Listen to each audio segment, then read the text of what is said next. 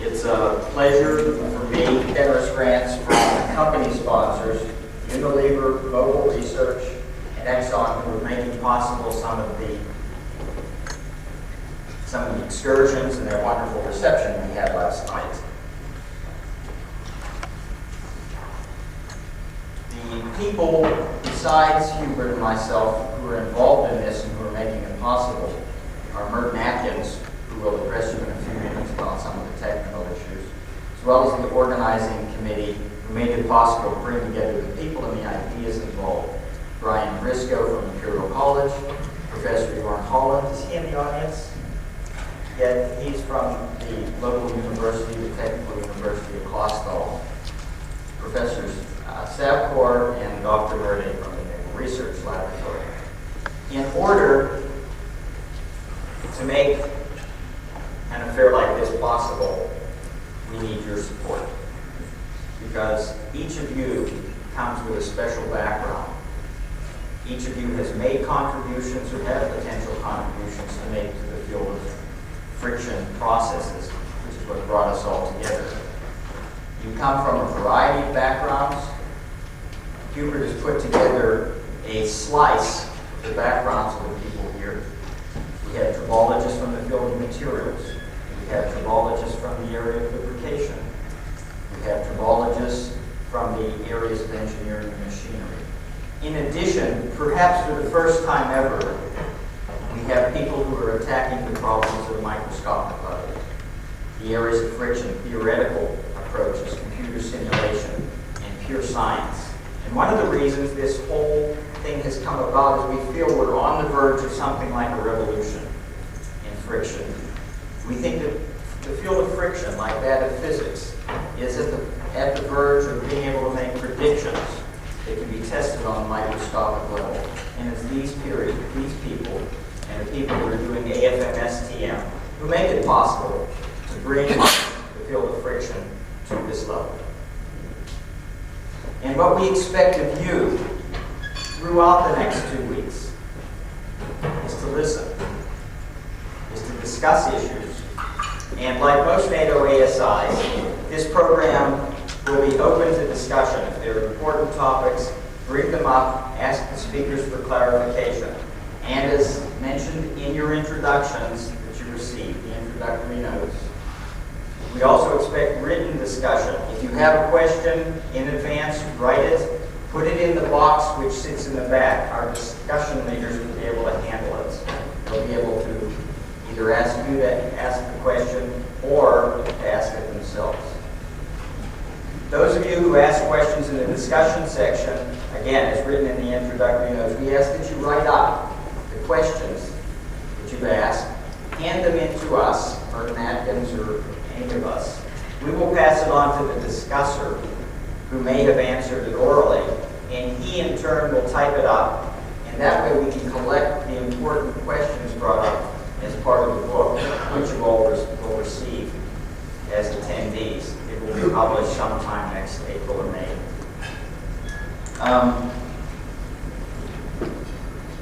In addition to listening and discussing, which we'll be able to do during these wonderful excursions that Merton Atkins and Professor Holland have arranged, we hope that towards the end of this institute, to be able to focus on some of the burning issues that we've been discussing, that will give us a chance to go forward with very succinct questions to ask in friction processes. The workshops will be held next Thursday and next Friday, and that will be the time where we really ask you to come up with the right questions to discuss in the future what are the fundamentals of friction at the macroscopic level as well as the microscopic level. At this point, I'd like to call upon Merton Atkins to give you some of the background to maybe some of the technical issues.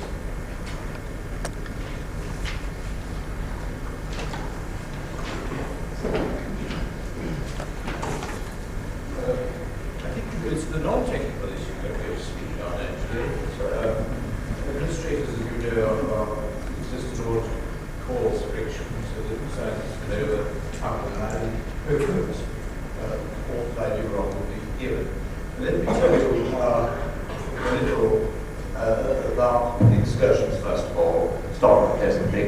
Through the kindness of Dr. Holland, his help with Mr. Lindberger, Mr. Tiekson, and Dr. Kafka has done, a number of excursions have been arranged.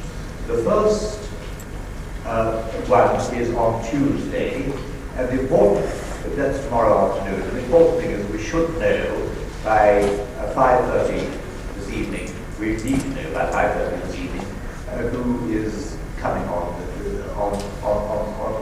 trip. And there is down on the, next to the reception desk, there's a desk which they let us have for the ASI, and that has a list, a piece of paper which you need to sign by tomorrow at 5:30. For the excursion to Klausthal, we'll want signatures by 5:30 tomorrow. For the excursion to Berlin, on the same day, for excursions to Goslar and the Brocken at 5:30 on Tuesday. For the Berlin trip, 5:30 on Wednesday. This is very important that we should have the figures then, so we know how many coaches to provide. Through the kindness of Klausthal, who are providing a driver free, through the German government, who are providing a courier free, it is likely that the cost per person in Deutschmarks will not be more than about 30 Deutschmarks per head if we fill, 40 Deutschmarks per head if we fill a bus, and that it will be something in the region of $25. For the excursion next week, we'll again have the deadline of Wednesday evening. Please sign up as soon as possible.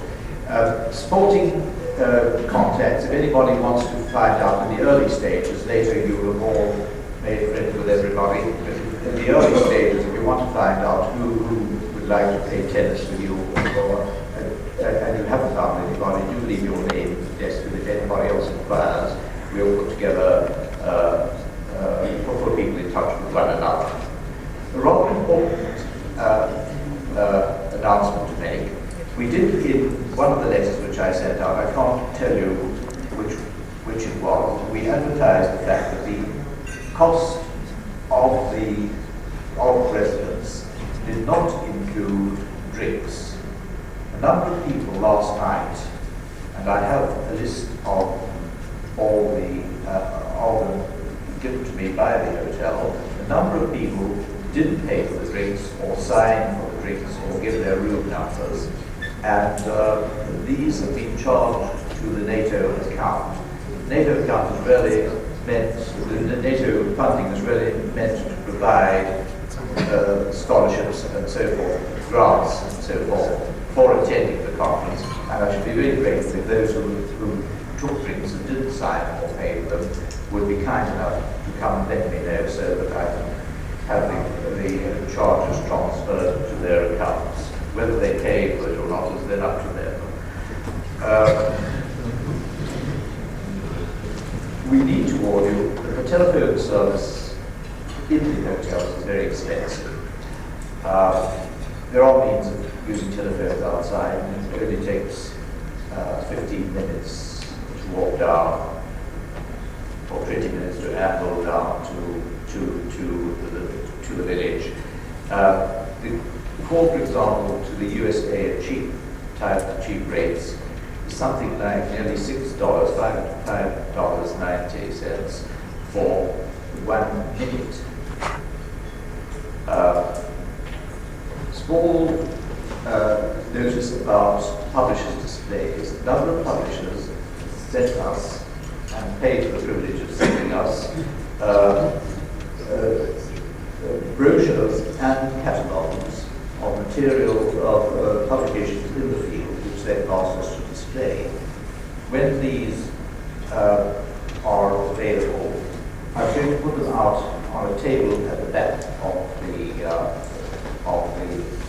hall, and some are going to be inserted in the wallets, which, like the clipboards and lots of other material, is still on its way. I hope in a few moments to be able to find out where it's got to. Interpol has kindly offered to help trace it. And finally, I must end on a rather somber note, at least for smokers, and that is that the proceedings of the ASI will be strictly smoke-free. Thank you very much. Any questions you want to ask, the desk will be open downstairs, the other reception desk. I shall be there during working days, that's Monday to Friday each week, for adult Saturday morning from 8 to 10. And you do not ask questions. And anybody you see with a little red spot on the top of the dash that claims to be equally knowledgeable about the administration of this simply wrong as well as me.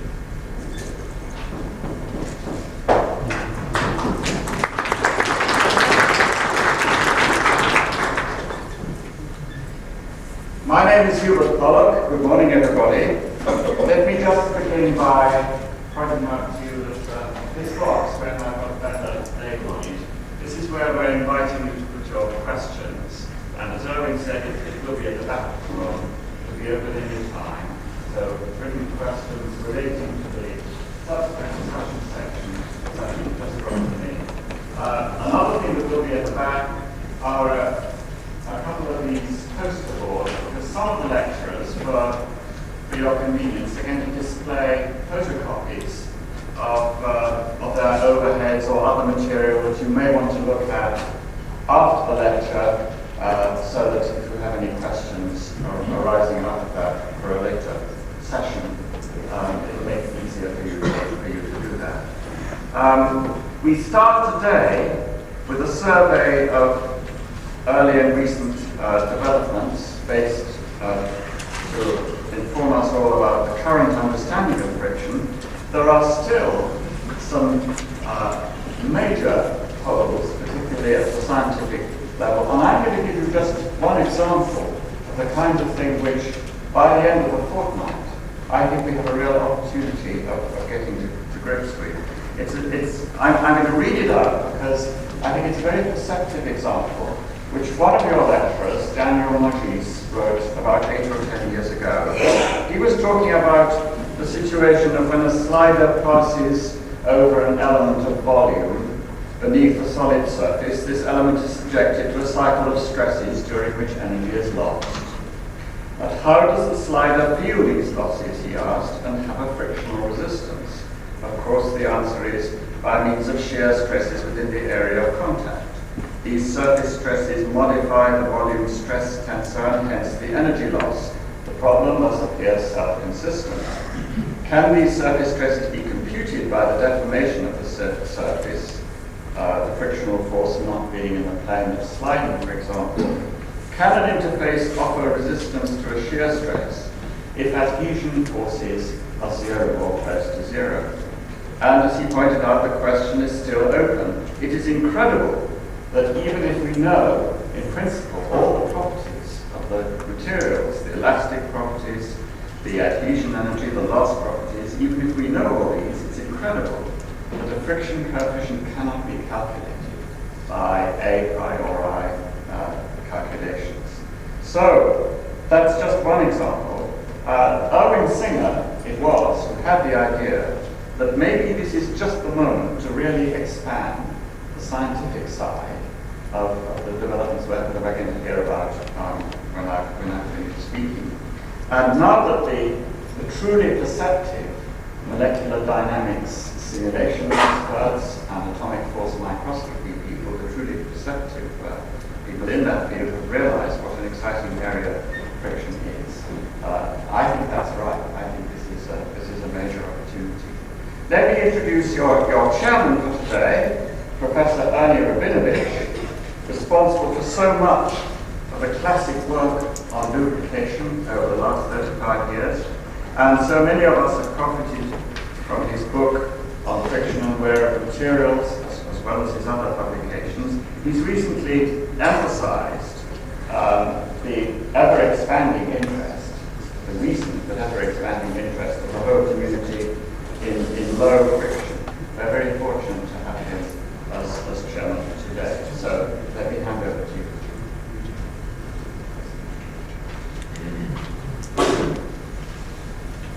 Thank you. If ever there was a task that needed no skill, it is my task as chairman today. I'm to introduce the three panelists of the panel this morning, and literally these three people need no introduction. It's not often one can really say that. I say it without any fear of contradiction.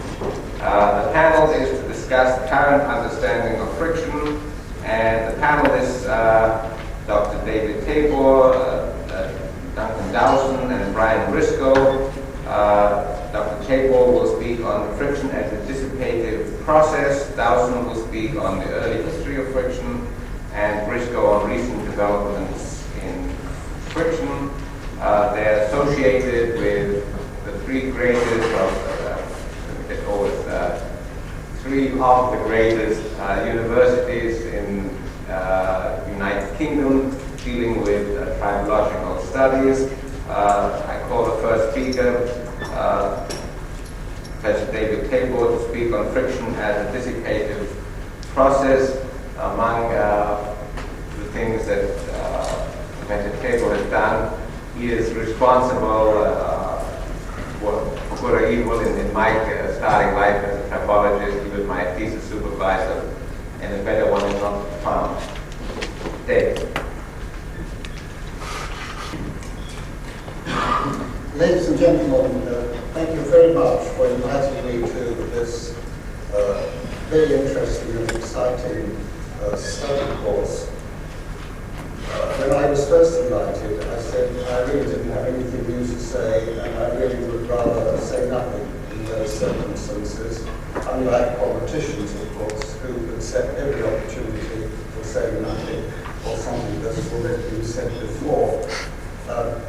But when the program was issued, I noticed that one of the questions that was raised was a question of energy dissipation in friction. And I've never given this talk before, although I believe that the basic ideas are at least 60 years old, but nobody reads modern old literature, and therefore to some of you this may seem new material. I'm going to start with, my talk really consists of two strands. Can you hear me at the back? It consists of two strands. One is a bit of reminiscing of work that I got involved in during the last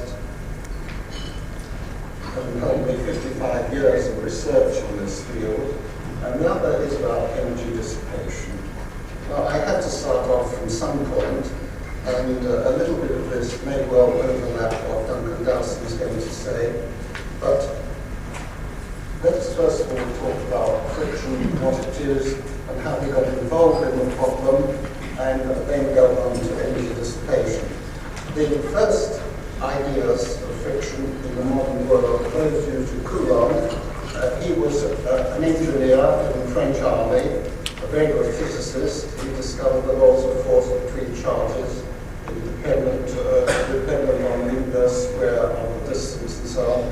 And he was involved in industrial problems, including the launching of ships and the friction of wooden objects. And he observed that the friction between large surfaces was independent of the size of the bodies and proportional to the normal load. And being brought up in classical mechanics, he found a very simple explanation. He said the friction is due to roughnesses, and you drag things up the roughness, and it is equal to the coefficient of friction ratio of this to this is tan theta. You solve all problems. Your surface friction is now independent of size of bodies and gives you a constant value. And the main objection to this was raised by Leslie, an English physicist, in 1804. He was very interested in the theory of heat. He still believed in caloric as a liquid form of heat, but he was very concerned with energy. And he said, Coulomb can't work from the point of view of energy because If there's no surface adhesion, then when you go up the hill, you do work. When you come down, you gain the energy back. And as an object slides on the surface, it's not continuously rising, it goes along like this, no energy is dissipated. So if that isn't the explanation, is there a possibility that surface adhesion is involved? And if surface adhesion is involved, then you really need to know the real area of contact between the surfaces, and you can't wipe it under the carpet as Coulomb did. And so the first bit of research I was involved in was trying to estimate the area of contact between extended surfaces. And various methods were used: electrical resistance, later on thermal resistance, acoustic impedance, and so on. And all of these gave the answer that the area of real contact between extended surfaces was very much smaller than the geometric area of contact. But for actual precision, we couldn't give very accurate answers. And so we thought we would try and leave the idea of extended surfaces and work with concentrated surfaces where the contact area was fairly well defined by the fact that the surface wasn't really extended. And so I took, for example, a rather extreme and easy case of, we took a very soft metal like indium, which has a quarter of the hardness of lead. It is clean, it doesn't form contaminant films, and we took this and pressed it on a hard, flat surface. And then we found that the first thing we found was that you could see, even if there are little roughnesses on here, the contact is so concentrated that the area of contact is almost certainly close to the geometric area of contact. And we found the area of contact was proportional to the load. This was because you had plastic deformation. And this result in itself suddenly had very important implications for multi-asperity contacts. Because if every contact that is made deforms plastically according to this law, every little region will be proportional to the area of the load it carries, therefore the total area of contact will be proportional to the normal load over the whole body. And that was a very comforting conclusion, so we felt, very good. Then the second thing that we found was that there was actually adhesion between this surface, the indium, and the lower surface, and if we tried to separate them, you could actually have to pull them apart in order to bring them apart in this way, and you'd leave little bits of indium stuck to the upper surface. So that there was good evidence for adhesion and junction formation here. And then finally, if you slide, then you find that you have to produce plastic flow over the region of real contact. So here we have a picture in which you had plastic flow, and that the force to shear was really a force due to the adhesion at the interface. If we inverted the model, and instead of having indium on the surface, we had a hard surface on indium, then we had an additional term due to the fact that we had to plow the softer metal by the slider, and this led us to develop a very, very simple model of friction, which said that friction was the addition of a result of two main processes, adhesion and deformation. Well, this is a very crude model, and perhaps it's been it was overdone at the time, but it was very helpful because it explained many observations of friction. For example, friction itself, metallic transfer and wear. And indeed, it was part of that work that one of my research students who chaired this meeting just now, Rabinowicz, carried out research in our laboratories. How many years ago was it? It was 45 years ago. It started in 1947. Do the sums. It's therefore 41 years ago on the adhesion and transfer of metals, and led him later to publish a very innovative and rather courageous book on the wear of solids in terms of surface adhesion and similar factors. And I think the adhesion as a function of, for example, surface energy is really a very important concept, although now we know that when one comes to investigate it in detail, it is complicated by the role of stored elastic stresses and also the question of contamination and the problem of ductility. So that was how it went, and so we could say that it was okay. But I would like to point out that although that's a very primitive model, 30 years later, Oxley carried out some work in which he studied friction as a function of the slip-line field within the plastic body, and showed that adding adhesion and deformation terms gave quite a good approximation of frictional behavior. But of course, you will ask the question that was asked right at the beginning, that if we keep talking about adhesion, why don't we do an experiment when we find the surfaces sticking together?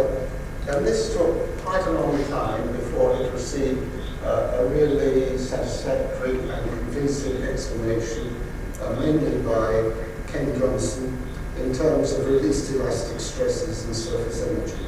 You probably hear more of that later. If we want to talk about the study of adhesion, well, the first bits of work around that were done 40 years ago by Erwin and Young, and they showed that the friction was much higher in a good vacuum because there was more adhesion, and I suppose 25 years later, Buckley confirmed all this with much more elegant apparatus and with all those surface techniques for characterizing the surface which didn't exist in our day. Let me finish again by saying that this whole problem of adhesion is certainly due to surface forces, to surface energy, but it is very much influenced by released elastic stresses and limited ductility and that reduces the observed adhesion. And it is for this reason why ceramics, because of their low ductility, show so little adhesion when they are placed together. I would also like to stress a point that is on the whole ignored or implicit, but never explicit in discussion of frictional models, particularly in metals, and that is the role of ductility in the friction process. This becomes quite important if you consider the following process. Supposing I put a soft slider on another surface and it forms a strong adhesion at the end. If I stand in front of myself, please shout. If you put a surface on top of another one and it adheres under normal load, there's plastic flow here. If I apply a tangential force because I want to slide it, before I even slide it, the action of another shear stress means that the plasticity condition here is exceeded. We've reached plasticity from the normal load, and an additional stress exceeds the plasticity index, and this material, the surfaces will flow together, and the area of contact will increase and increase until some point is reached where it won't grow anymore, and then something catastrophic will happen and sliding will occur. And this is known as junction growth, and it was first measured umpteen years ago by Courtney Pratt and Eisner. And the way we did it in those days was to work with very clean metals like platinum, where you measure the electrical resistance. And the electrical resistance for a single contact is a very good measure of the real area of contact. And you can see that as you apply a tangential force before sliding, the electrical resistance of the tangential force increases all the time because the area of real contact is growing as a result of the combined normal and tangential stresses. We call this junction growth, and although there are very much better sophisticated zipline field theories for this now, the basic phenomenon still remains true, that the King surfaces that sit together as you begin to slide them before sliding occurs. The area of real contact will grow and in a form shown here. And this growth of junctions is reduced by surface contamination, because as the junctions grow, they come into contact with dirty surface, and by lack of ductility. And if I emphasize ductility here, it's because it has been ignored up till now so much in the literature. Although, up till now, I've been talking about metals where the deformation is plastic. So now I come to this question, how is the energy dissipated in a plastic system? Well, that is really something that has been solved by a metal physicist. And here, for example, is something which is very, very clear.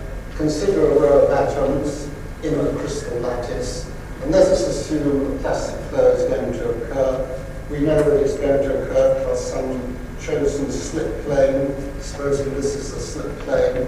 What happens when you apply tangential stress? You distort the lattice, and then at some point you reach an instability, and it flicks over by 1 unit spacing, and then the whole of the stored elastic energy in these two surfaces is lost as vibration, and that is degraded as heat, and out comes all the energy as heat. And that is what's going to happen in every system of friction in which plastic deformation occurs.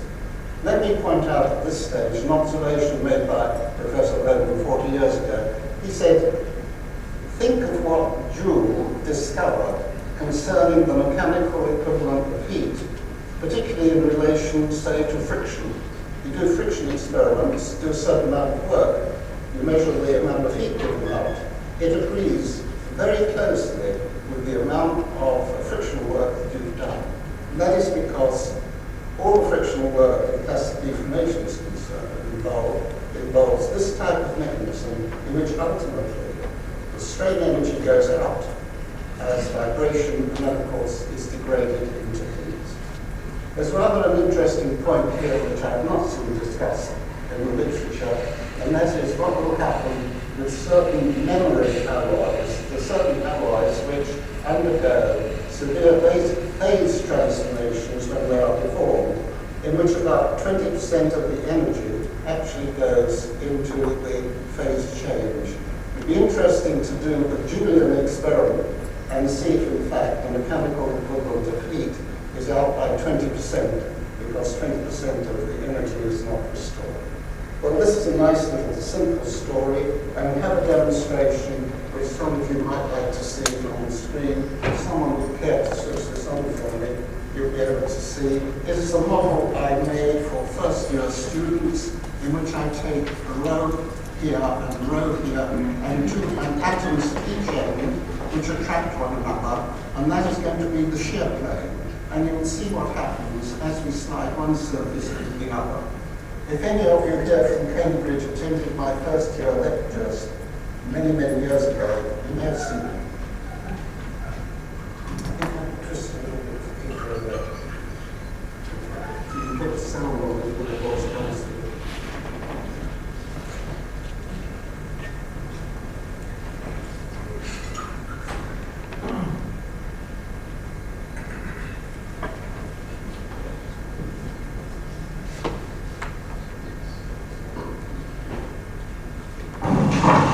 This represents a cubic crystal. The atoms in rows here, and they represent a crystal which contains finite elasticity, and we can distort it as we by shear. And this represents the atoms in the shear plane, and if we can bring that into close focus, we can see what they look like.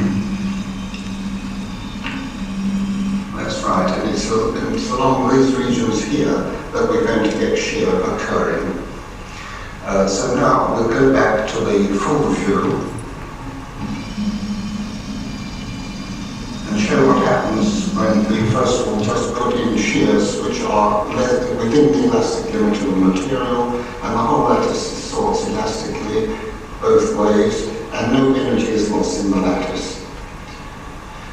But of course, if we go beyond the elastic limit of the material, then there's an instability of these regions, and then suddenly the whole thing slips over, and we've got shear and vibration in the lattice as a whole. We'll come back and see it again. So you can see that the shearing really involves the instabilities at the points where shearing is taking place, and that breaks and gives vibration in the lattice as a whole. Well, now we'll have a look at it close up, and you'll see what happens when we do that same process. That's just a bit close up. That's fine. Now you can see that we can apply shear, which is within the elastic limit, and the thing is just shearing reversibly, and no energy in principle is lost in this. But if I go too far, then you can see it all goes as vibration.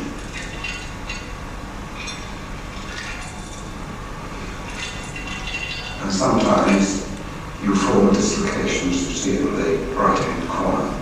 So this is a very simple demonstration of shear in a crystalline material. You will see that I've now separated the atoms along the cleavage plane so that they're further apart. And this would represent, say, a crystal in which the forces across the shear interface are smaller. It could, for example, be graphite, where the forces between the atoms here are unchanged, but the forces across the slip plane are much smaller. And you will now see, if we have a full field of view of that, since those forces have now been reduced, when we slide, there's a much smaller deformation before slipping occurs, and much less energy is lost in the lattice. So if we can do that close up, we can see again that the behavior as it was in the first case, that the amount of distortion is much smaller, and then the instability is reached for a smaller shear stress, and so the amount of energy lost in the lattice is smaller. So this demonstrates that the strength illustrating here is what happens if we have the point of a probe from one of these microscopes traveling over the surface, and you'll see that it distorts the surface patterns, and at any point you can see the distortion, but when you've finished, there's no distortion left in the lattice. And this would be the sort of effect that's been observed with the force microscope, where the probe moves over the surface. You see distorted lattice, finite friction is involved, that's to say work is consumed, and yet no damage is left in the underlying lattice. Well, so much so then for the importance of deformation, which is dissipated in the form of instabilities which lead to vibration and vibration.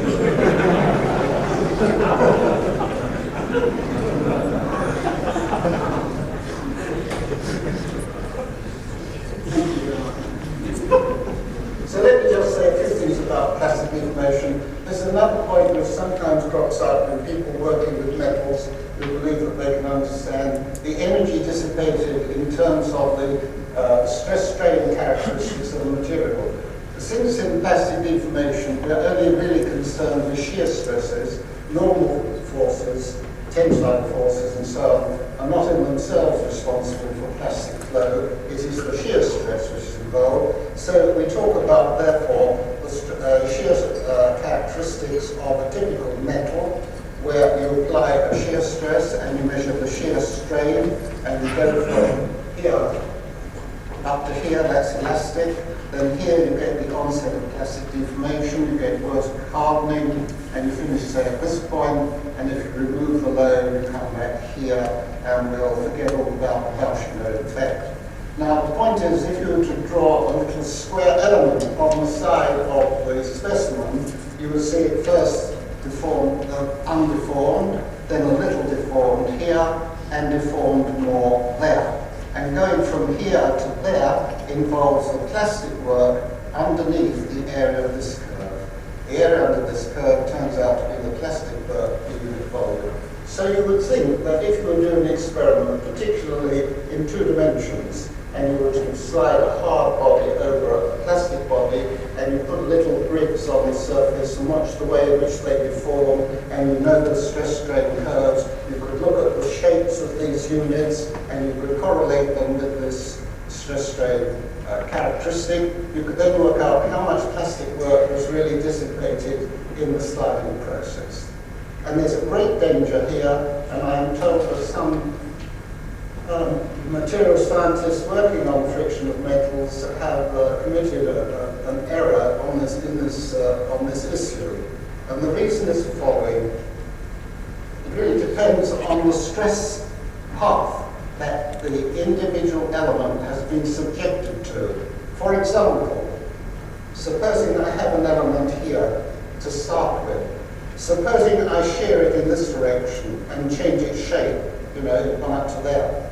Supposing I now reverse the shear direction, I bring it back to a square. If I compare the final shape with the original shape, I would say no plastic work has been done. But really I've done plastic work here, and then plastic work back again. Therefore you have to follow the stress-strain cycle if you want to correlate work done in a plastic body by sliding process. And this is very evident in the following case. For example, take a hard cylinder sliding over a plastically deformable solid in the absence of adhesion. If you were to look at elements underneath the surface, this element would first remain undeformed, then it would be sheared in this direction, then it would be completely changed and compressed in this direction, then uncompressed and sheared in the opposite direction, and then end up with a teeny bit of residual shear strain in that direction. If therefore you started and looked at this, and then you looked at the end there, you would say, oh, the amount of shear work, the amount of plastic work done between here and here is quite small, because the change in shape is quite small. But the actual shear stress path involves plastic deformation here, plastic deformation here, plastic deformation here, and plastic deformation back here. So it is very important, if one is doing this sort of approach, to take into account the shear path taken. Well, now I'll leave that and just have a short direct digression on something which will occur in the later talks in this symposium or study group. And that is, we really haven't said very much about what happens in multi-asperity contacts. And Philip Bowden had a brilliant idea of solving the whole problem of multi-asperity contacts and what happens by working with surfaces which have no asperities. And that led him to work with mica surfaces which can be cleaned so that they are smooth. Finish your time. Do you want me to finish now? Well, not thinking about it.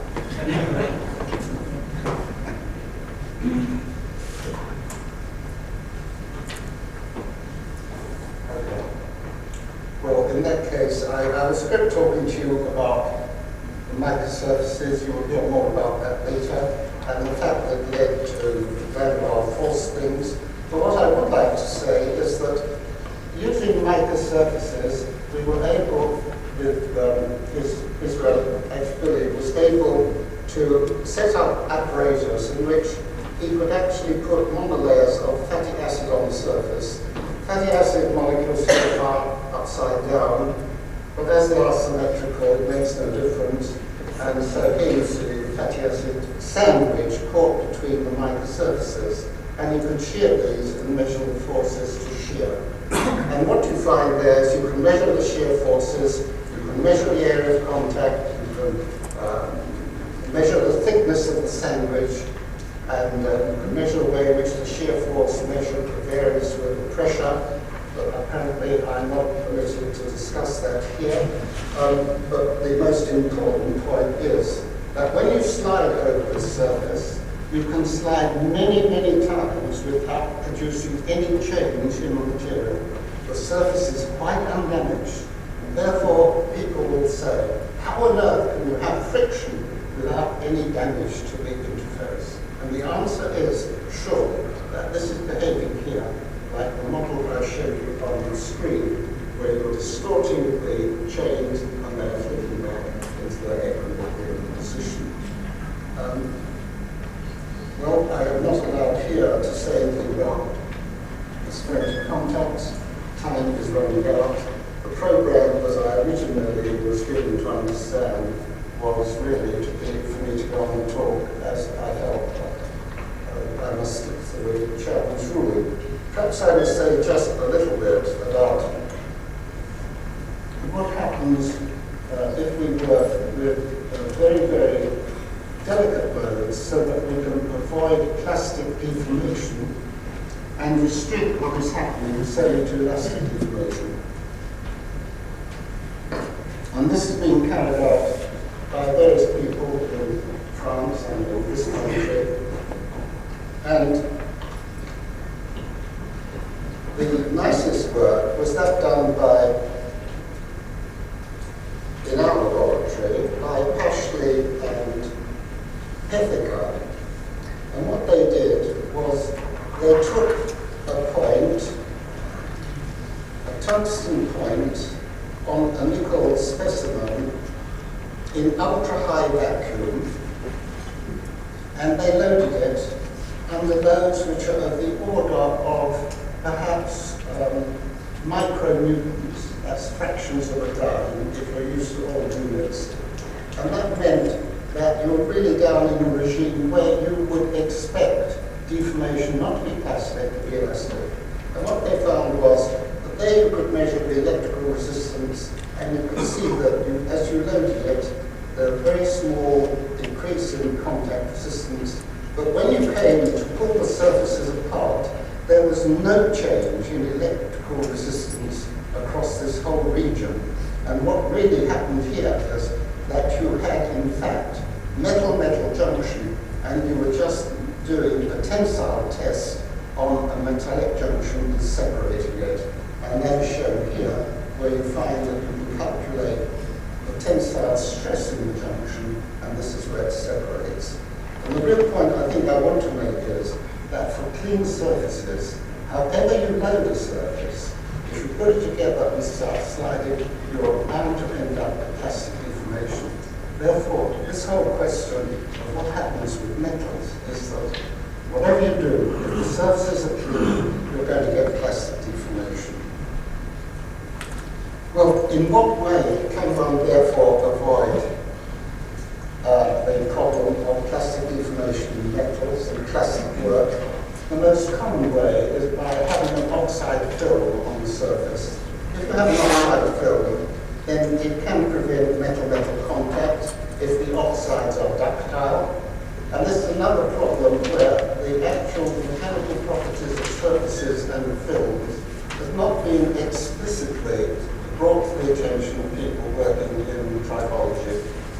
Words are thrown around and people haven't looked at it critically. With repeated traversals over an oxide film, the substrate may reach a condition of plastic shakedown where actually no further plastic deformation in the substrate occurs. Or if it does occur, it is at a very reduced level, and in that case the friction is mainly due to the flow within the oxide itself. And if the oxide is ductile, then again you're going to have the same type of dissipative process that I described for metals. You're going to distort the oxide, you're going to get instabilities, you're going to get clicking together, and you're going to lose energy in that way. And those sorts of systems can give very prolonged life, particularly if the surfaces are contaminated and you don't have too much adhesion at the interface. Of course, if the oxide is brittle, I think that's the place for for Dr. Law to talk to. May I have another few minutes? I don't know what the time really was when the programme was originally published, and I had to accept the chairman's ruling. Whatever time you think is appropriate. Well, I will not talk about the elastic context because again, it's talking about that. The only thing is, it's to do with surface energy and released elastic stresses and viscoelastic losses. As a light remark, I might say that I have prepared as an appendix to this paper, which clearly I will never reach, a discussion of the problem of measuring surface energy by separating two surfaces and forming two clean surfaces. And it often seemed to me a puzzle. What was happening to all the elastic energy stored in the hinterland as we pulled two surfaces apart and left just these two surfaces? Why was the surface energy to whatever it was? And it didn't seem to depend on what was happening to the elastic distortion in the hinterland. Well, I have an explanation for that, but that must wait for the appendix if there is time in the discussion. I was going to say, I couldn't help being amused. You must have a light moment in the middle of this.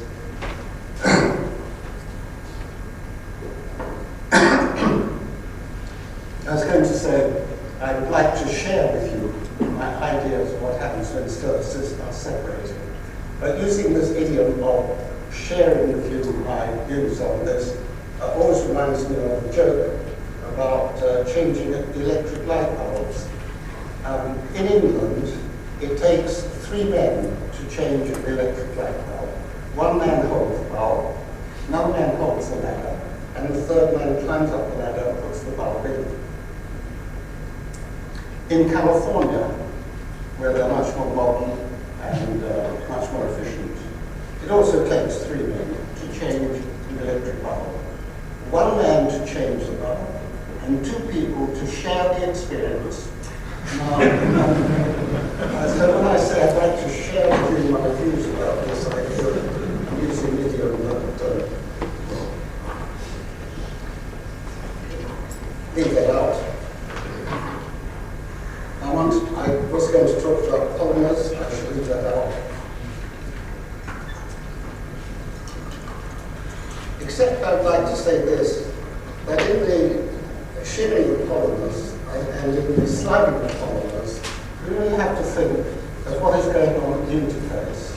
And although the polymer may in fact become very highly oriented toward the shearing, the sliding process, you still have a problem of moving one thing over another, and that means overcoming intratomic forces some point or other, either between the polymer and the interface, or between the polymer and the transferred film. And that process will always involve distorting one part of the system, and then passing a region of instability and flicking back to a more stable situation. And you will end up with energy dissipation in the same way as I described before. And then finally, well, what is final? Finally, let me just mention that in friction there's also a very important aspect of energy loss, and that is in viscous flow. Perhaps we could have a discussion at the same time, although we're really dealing only with frictional solids, with this whole question of how we can explain viscous losses in liquids. There is a well-known theory for bulk viscous flow due to Irwin, and there are points of this which raise fundamental physical concepts. Irwin holds the view that this moves to there or to there by jumping over a potential energy barrier, and after this he works out that applying shear stress makes it easier to move from A to B and more difficult to go from A to C, and therefore you get flow in the direction of shear. And there are some fundamental concepts here which are of great difficulty because although the Irwin theory works beautifully, modern molecular dynamics shows that jumping from one position to another is not the way in which molecules move in the liquid state. They shuffle around, and therefore we have to ask ourselves how it is that this theory works so well, although the physical foundations are rather shaky. Well, here then is my conclusion, and I must apologize that I really spent more time than I should, perhaps. Well, not more than I should, but more time than the program seems to suit.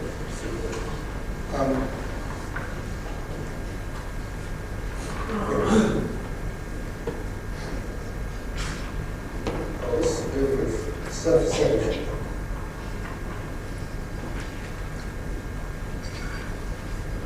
The conclusion here is really that plastic shear in crystalline solids gives us a lead as to the way in which atoms are displaced through their equilibrium position, reach an unstable configuration, flick back to another equilibrium position, and strain energy is lost as vibrations, and that appears as heat.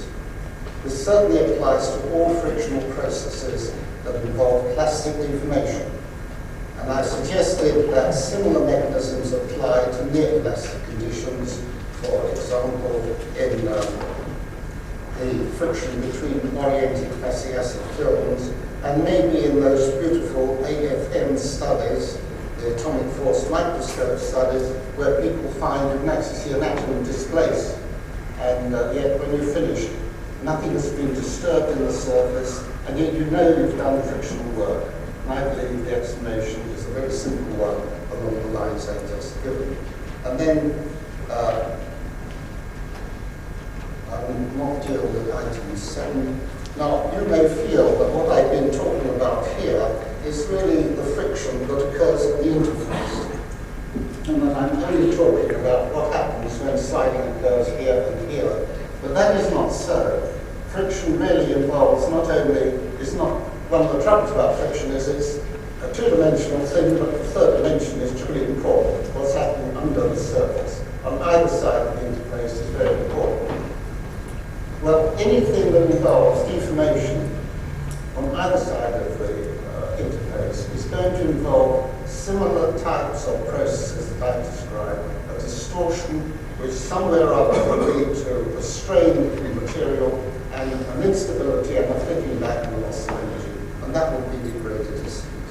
And therefore, I suggest that the problem of energy dissipation in friction is not such a tricky problem as might have been suggested from the questionnaire first run when this program was planned. Well, ladies and gentlemen, really it's a bit hard to know how to interpolate bits that I deliberately omitted. I'll do my best just to indicate some of the things I was going to say. The first thing I wanted to say was that Philip Bowden was a pioneer who started this whole field of work, and his name should not be omitted from any references to the basic application of science to the study of friction and similar phenomena. Long before the word tribology was invented, Philip Bowden had a small group at the University of Cambridge, which included within his own department physicists, physical chemists, metallurgists, mathematicians. In fact, he had an interdisciplinary approach to friction long before the word had been invented. And one of the ideas he had was that if you can't solve the problem of rough surfaces, because you don't know how they deform, and now, of course, there are many models for showing how you could explain contact between surfaces which have properties. Those models didn't exist then. I believe, according to Dr. Greenwood, that those beautiful models we've been using for the last 20 years are no longer valid. Maybe we'll be back to square one again, I don't know. But what he said was, why not get rid of asperities and work with molecularly smooth surfaces? And so he began this work with mica, which I think really has started a whole new line of research in another field. And it also indicates what I think is so important in science that if scientific research is given a certain amount of leeway, a certain relaxation of pressure, you can sometimes move in directions which are not those you were originally following, and which may be proved to be more fruitful or more innovative than the original line of work you were looking at. So, for example, the idea was to get sheets of mica. Mica can be molecularly smooth on both surfaces, therefore it's molecularly parallel. Then you can take two sheets of mica and you can solder them on the back surfaces, bring them together, and you can measure the contact between them, knowing, by optical interference, knowing that the geometric area as shown by optical interference is the molecular area of contact. And this led to very fruitful experiments on adhesion, surface forces, and similar things 30 odd years ago. And this was the arrangement that existed when the work was begun, and you'll find this published 1950, a long time ago. Now, the trouble with that arrangement, as we found soon after the pioneer work was done, is that mica is very floppy. I mean, this is a good, this is what mica is like on a small scale. And it took another 15 years before I had a research student who said he would be bold enough to try and stick a little bit of mica onto a rigid surface. And that is the thing like this. And so that you then have a molecularly smooth surface, which is reasonably rigid. And you can do things with it that you couldn't do with this. So the first thing that was done was to measure surface forces. So you now have rigid surfaces, you can measure roundabout forces between mica surfaces. And this work, which was done by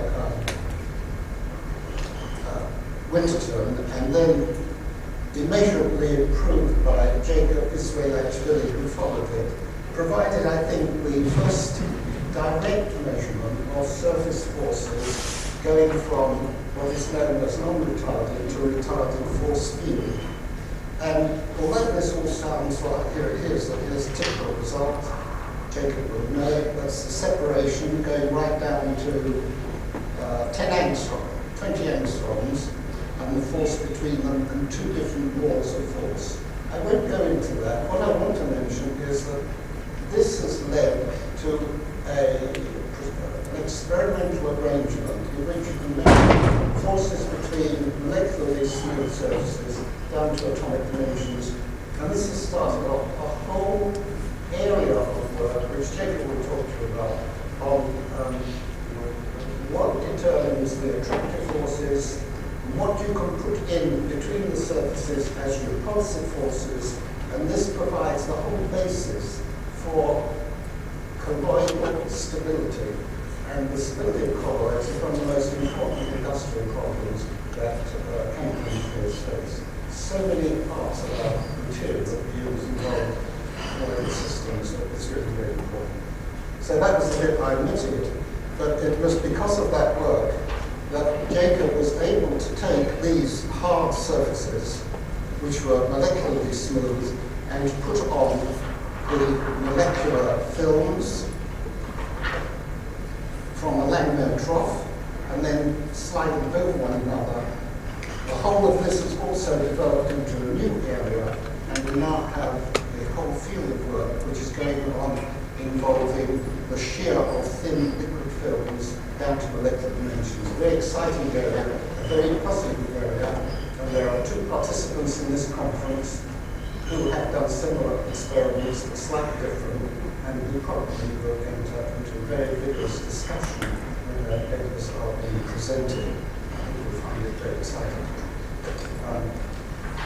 But what I want to do, coming back to it, I talked about the deformation, plastic deformation, I will not repeat that, and the shear properties of thin films, I will not repeat that. I wanted just to mention a little bit about, and this about elastic, the problem of asperity contacts. There have been several models now of coping with asperity contacts. There was the one due to Archard. He he showed that if the surface was covered with little asperities, the area of contact with each one was proportional to the length of a third. But if you had asperity heights distributed over the sun's datum line, the sum of all these became almost proportional to the load. And Greenwood and Williamson showed that even if you got plastic deformation, the law behaved. And we found that if you assumed pure plastic deformation, the law, you got area of contact proportional to load.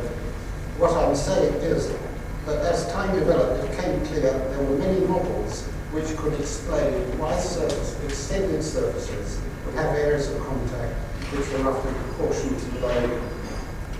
And so that in a sense, a problem presented by Coulomb no longer apparent. What I will say about this work and the elastic contact will probably be taken up by several speakers in this group, and I shall not go into it. Anything I want to say is something about the way in which science develops.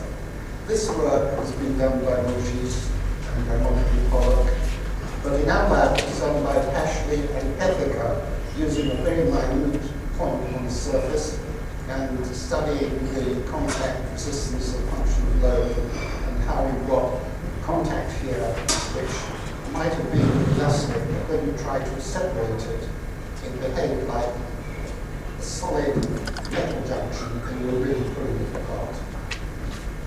What is to me of interest is that Ashley, with this background, has become an expert in tunneling microscopy, and Ethica, with this background, has become an expert in nano-hardness measurements. And so you can see a sort of genealogy which follows from one type of work into two different areas, and sometimes, as you get older, you're very, very happy to see how one bit of work leads to another. There's also, of course, a model there because that's all to do with the whole question of the climate in which research is done and the way in which it can be more fruitful if it's allowed to interact in a rather relaxed way. As far as oxides are concerned,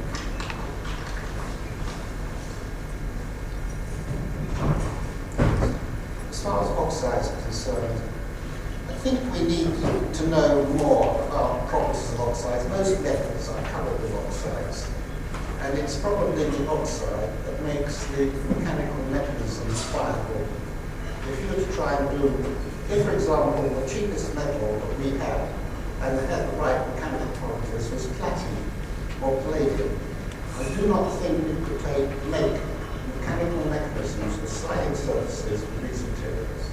You will find that whatever happened, the least breakdown of lubrication will give you strong adhesion at some point or other, and the tearing of the surfaces and loss of the integrity of the surface.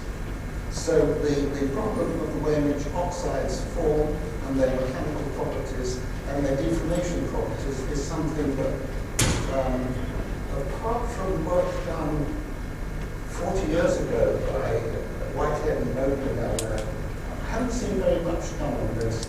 You could take, for example, an oxide-covered surface and load it with an indicator, and then study how the electrical contact between this and this changes with load or with sliding. And you find that with some metals, the oxide is extremely ductile and follows the deformations imposed, and no metallic contact occurs. With other materials, the oxide breaks up very readily, and those are the oxides which are not going to give you protection. The question of how energy is dissipated in a practical metal that you use as covered with oxide is really quite an important one. What is really happening when you're sliding on the surface hundreds of times? By the time if the oxide is survived, usually you've got a bit of entanglement there. The oxide survives, the metal's underneath. Presumably you are getting initially some plastic deformation underneath, which then turns into what is called shakedown, where the system will now deform primarily in an elastic manner. And most of your friction then is going to be determined by the way in which the oxide deforms. And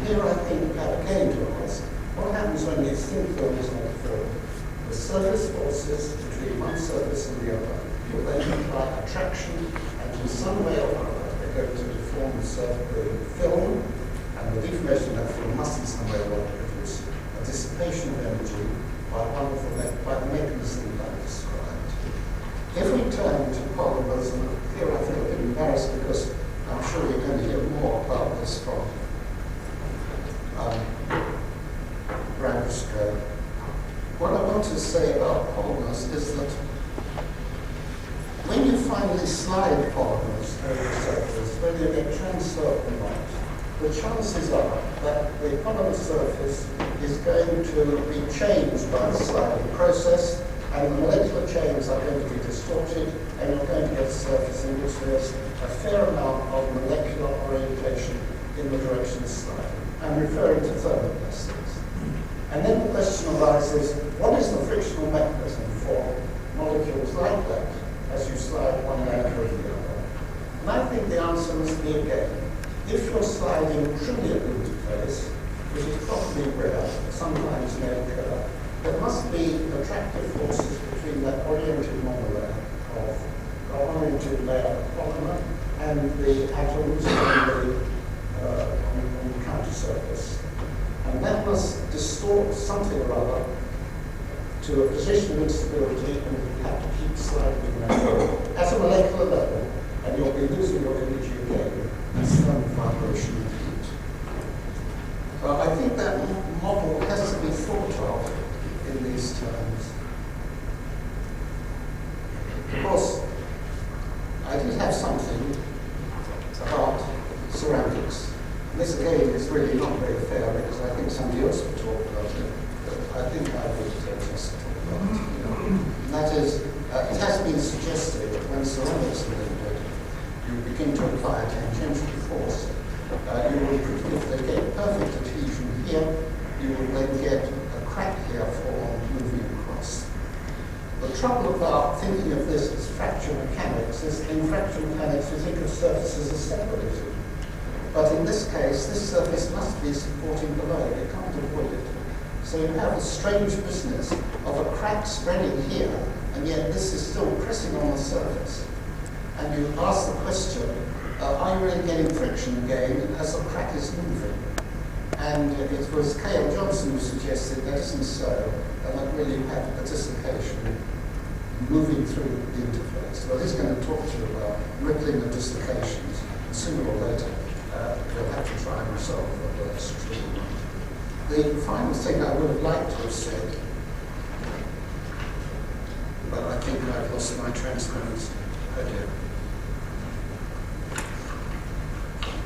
I wanted to say, if I may, is there anything there? I wanted to say a word about surface energy and the energy dissipated there, because what I have to say is not really very profound, but for me it was a question which only emerged as I began thinking about it.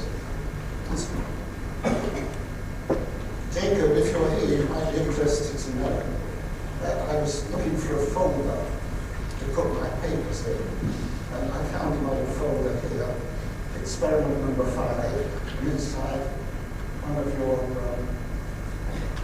so this goes back to the time that you did your first work on mine. I'm pleased with it back. What I really want to ask is this. In surface energy, you say that the force underneath between two surfaces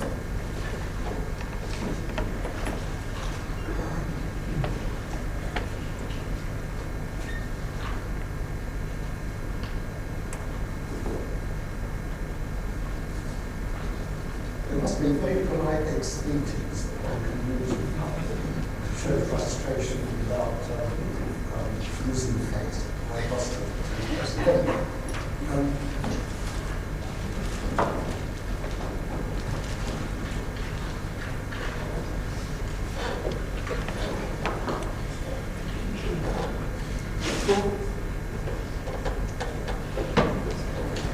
I will resolve it. Okay.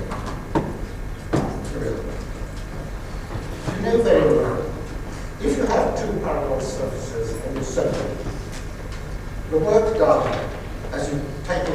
equilibrium to separation involves overcoming an attractive force which then falls off. And the area under this is the work done in creating two new surfaces. That's the surface energy. And that's the definition that we all use, and we're happy to use it. And what I wondered about in this was the question of, I've been talking about elastic deformation of breaking bonds and so on, elastic energy loss, instabilities. What on earth happens to all the elastic energy in the elastic interval as I'm pulling these two surfaces apart? Why do we ignore it? And I think this is the very simple explanation. Maybe it's too simple. Let's consider the force separation curve for this material. I'm going to assume that I have bodies which consist of planes like this, are all uniform. This is considered as body 1, this is as body 2, and I would so arrange it that these are two bodies are in contact, and that this is going to be the plane which is just weak enough, just a little weaker than these, so that when I pull this apart, it will separate here. Well, now you can see what is going to happen. As I start pulling on this surface, I will go up this part of the curve. Every part of this element will stretch. Every part of this element will stretch further. Every part of this element will stretch to its maximum. When it reaches its maximum, I will start getting the separation here, which now marks this off as a separate body from this body. And as I move down here and the separation increases, so the force between this and this falls off, and the deformation in these bodies falls off. And as we move back here, so I come back to an undeformed, elastic continuum in which everything has been in equilibrium as the separation is taking place.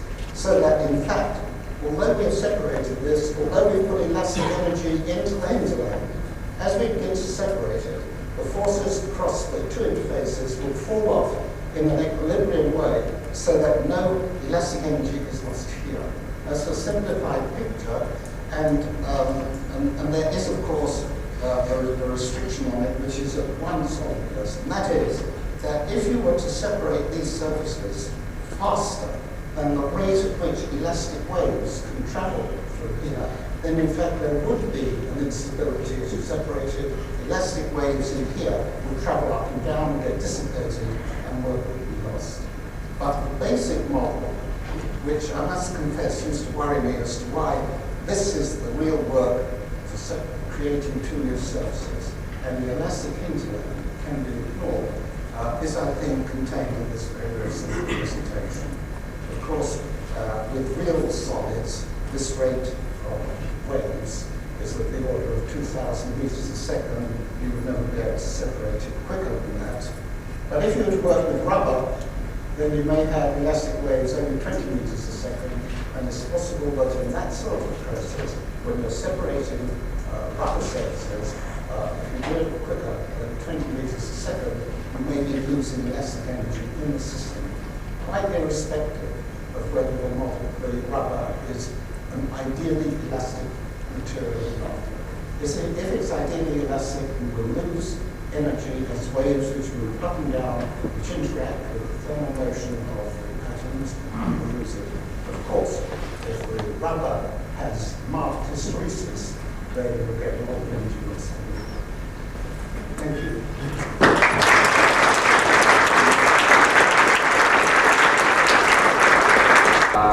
The next speaker is Duncan Dowson. Duncan, whose work in so many areas of typology is vital to the growth of our field, especially in his writing. These very fine books he has written, and which I regularly consult, unlike some other books which are in my bookshelf, but I very seldom consult, is going to talk to us on the early history of friction. Chairman, good morning, ladies and gentlemen. I think that David's wide-range talk has made my task a little easier in that he really started from Coulomb. And so I think I had better just do a little clicking around and perhaps one around that time. But I would like to say a little bit in word about the much earlier developments, there is a long history of interest in the subject of friction in the engineering texts, the scientific texts from antiquity. You see references to friction, the problem of friction, and methods of overcoming friction by pragmatic means. And you can see pictures, for example, in Egypt of slaves pulling large masonry blocks, statues over the ground. You can see large numbers of people with ropes over their shoulders pulling on these and pulling the blocks along.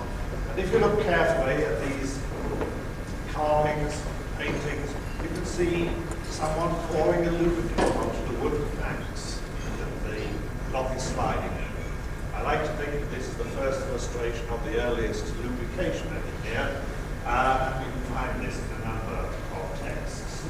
There were lots of problems in relation to transport, in relation to construction, in relation to military machines that developed this interest in friction. In the Roman era, you find evidence of a transmission from sliding motion in machinery to rolling motion. If we ignore the wheel, which of course was very, very much earlier, you find that bearings, ball and roller bearings, were not only devised but used in Roman times. And again, there are some fine illustrations of such devices, and you can see the artifacts in museums in or just outside the road to the present day. They're very well worthwhile looking at if you happen to be in that part of the world. Quite a remarkable and early recognition of the reduction of friction by moving from sliding to rolling. Subsequently, there were lots of developments, particularly in relation to wheeled vehicles, involving means of reduction of friction. But we then turn to the scientific investigations, and of course any meeting like this has to start with reference to Leonardo. I'm not this morning going to show, due to the time, any of the illustrations from Leonardo's writings, but you will see that he was clearly familiar with the laws of dry friction that we frequently refer to as Hamilton's or Coulomb's laws of friction. In his notebooks, you see some delightful pictures of pulling bricks over surfaces, letting bricks slide down inclined planes. The bricks stood on their ends and lay flat. He knew about the lack of influence of the apparent area of contact. He knew about the effect of load on friction. So he recognized the simple laws of friction that we subsequently call Hamilton's laws. If we can just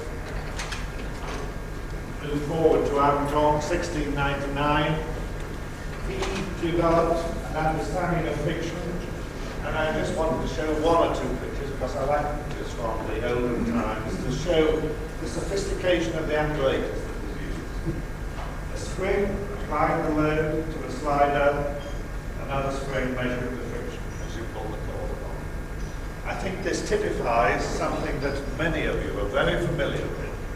Friction is probably the easiest quantity to measure. It's the most impossible quantity to understand. Maybe in the next 2 weeks you will enlighten us about his sketches, again, are lovely. He started to think about asperities, and he attributed friction to the mechanism that David Tabor was talking about. He looked at models of asperities, but he recognized that sometimes you might have things like this on the surface which would interlock, and that you would have to break these interlocking bonds physically, and overcoming that interlocking might contribute to friction. David started, I think, in probably his first overhead with a picture of rough surfaces and interlocking and the work done in drawing one surface up another on the asperity slope. This is a very dark slide, I'm afraid, but you'll see from Coulomb's work how the interlocking of asperities was depicted in this way. And of course, all of them were relating the friction to the asperity interlocking, and the work done in sliding rough surfaces over the peaks and down the other slopes. And as David pointed out, this does not sit comfortably with any energy loss concept at all. It was simple mechanics, no interfacial forces, friction forces on the sides of the asperities whatsoever. Incidentally, for those of you, again, who have spent your lives measuring friction or are about to spend your lives measuring friction, if you look carefully in Anton's beautiful paper, you will see some very interesting words. He found that when he tried to measure the friction between different materials, and the materials of interest were wood and masonry, metals, and so forth, he found that he couldn't get consistent measurements of friction. So what did he do? He coated the surfaces with pork fat in order to get consistent measurements of friction. The so-called laws of dry friction that we all talk about were actually the laws of boundary lubrication. All Anton's work, as far as I can see, that was recorded, was carried out with the surfaces coated with pork fat. We learn a lot by going back to the original documents, as David mentioned. We don't do it often, like that. Modelling of asperities, surface references. You can see that Belidor again produced a more sophisticated model, interlocking hemispheres like this, and the force of friction was of course try to pull each hemispherical asperity out of the socket in which it was sitting between three asperities, and simple mechanics will give you a code for friction. You might like to work that out. No interfacial stresses here, just the mechanics of lifting that asperity out of that socket. The trouble is that the result is nearly right. It gives a figure that isn't too different to a lot of the measurements. So people thought that the problem of friction could be explained entirely by the mechanics of the interlocking asperity. But throughout this period, up to and beyond Coulomb, you'll find that there was an interaction between, I suppose, the engineers of the day and the scientists.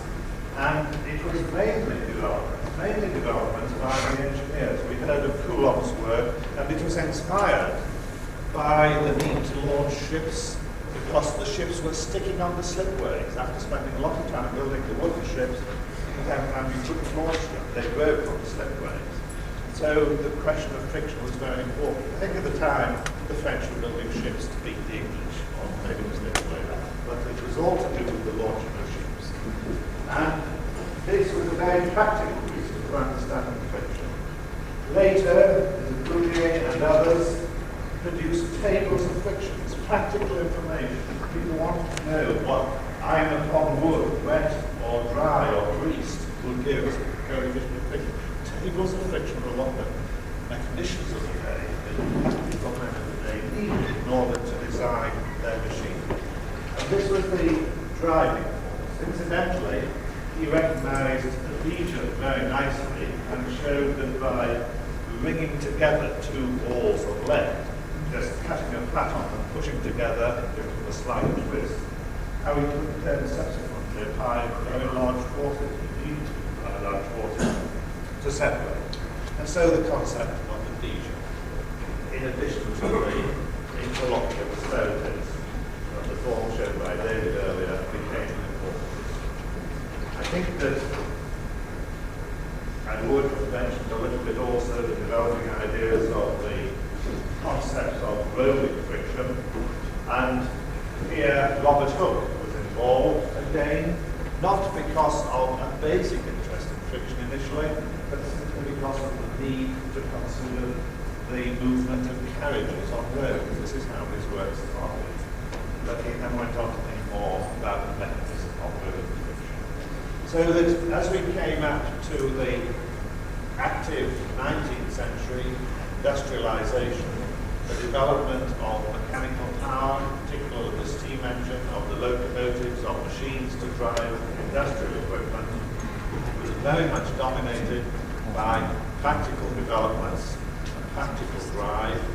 And then, of course, in the 20th century, the clear recognition of adhesion and of deformation loss, which David has outlined, bringing us up to the present day. And now, in the next 2 weeks, we look forward to this session on the very lubricated contacts, the dry surface interactions, the modern developments in molecular dynamics, the modern measurements with atomic force microscopes, which really come down to the molecular scale, whereas all the concepts, all the beautiful concepts of continuum mechanics, which Dan has found so far, will be questioned or confirmed to give us greater confidence and understanding of the mechanism of friction. And on that note, I will hand on to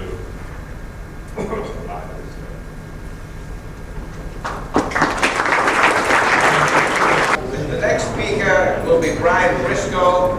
He shares several distinctions, one being that he is working in the area of polymer processing as well as pure typology. Another distinction is that he has about 4 or 5 of his young people at the meeting, which I think is both well for them. This may inspire them to really make typology their lifetime work. We certainly need young people. Title of the talk will be Recent Developments in Friction. Brian?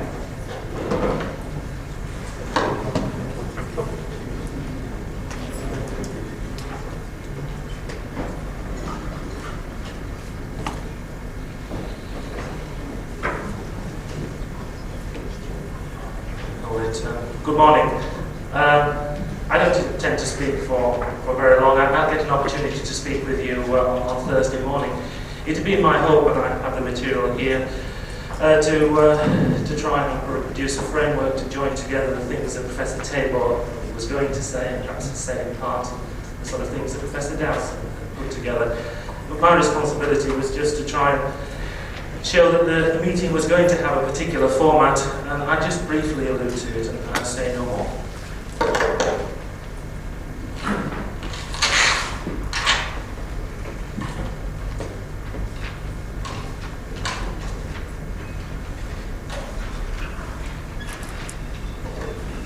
Professor Tabor and to some extent Professor Dowson we're talking about the two-term model of friction, and this was the cornerstone, I think, of the recent history of the subject. Professor Tabor, and I have examples which I'd like to share with you, talked about subsurface deformation, and a little later on many speakers will address this topic about how energy might be dissipated beneath the contact when it's deformed by anomaly rigid indenter. This subject is quite well advanced. Professor Tabor made enormous pioneering strides in dealing with elastomers, for example, as well as ductile systems. Within the same contact, there was this notion of the adhesion component of friction, which was pioneered by Bowden and Tabor. We would be, I'm sure, during the course of this week, be talking about how we might model and interpret these sort of phenomena as a predictive tool. This one here, the adhesion component, will be the preoccupation, I'm sure, of the second part of the meeting. There will be talk about how energy can be dissipated when you slide, shall we say, an organic body or a thin film in a contact of this sort. There'll be molecular models, there'll be models which try and relate these phenomena to continuum approaches. Professor Tabor was about to talk about the value or not of the Irwin approach. There will also be talk, particularly from, I suppose, Professor Johnson and others, about the value of separating these two components and adding them together. Can you do that, and is there a transition between the occurrence of one and the other in a particular model or an experiment? And then we'll be talking about this angle here between the asperity and the substrate.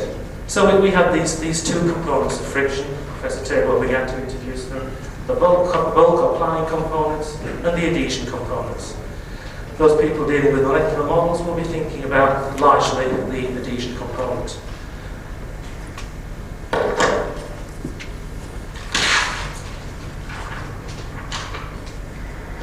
As an indication of the very approximate nature of that sort of subdivision, there are two particular mechanisms of friction that will be spoken about at great length, I'm sure, for a variety of reasons that I won't go into. Professor Dowson had the classical picture of what's called coulombic friction.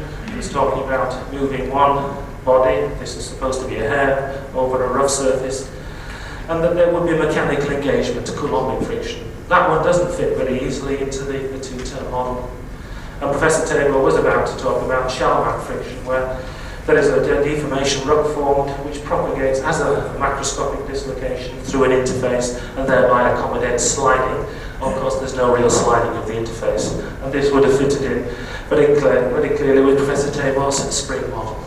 And that's all that I wanted to say. I can amplify things in discussion later, or if you wish, I can add more of my material to my presentation, although in a different context on Thursday morning. Thank you.